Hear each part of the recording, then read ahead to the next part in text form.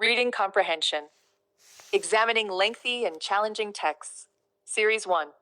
Why is it that you can recognize every word but still fail to understand the sentence when they are combined?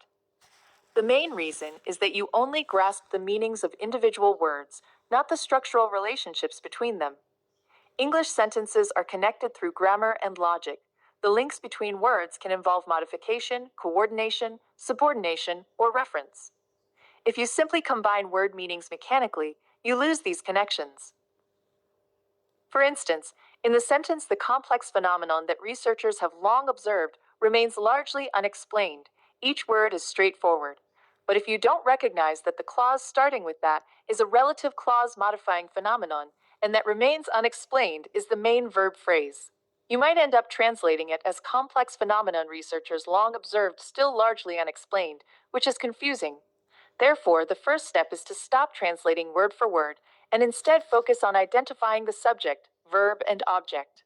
Find the main verb and the noun performing the action. Then treat other elements like clauses, prepositional phrases, and participles as additional information attached to the main structure.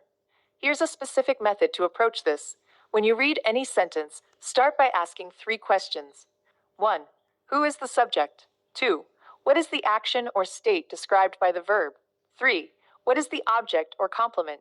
Once you identify this basic framework, put each clause in parentheses and mentally consider who or what is this clause modifying or adding to. For instance, in the previous sentence, the core structure is phenomenon remains unexplained.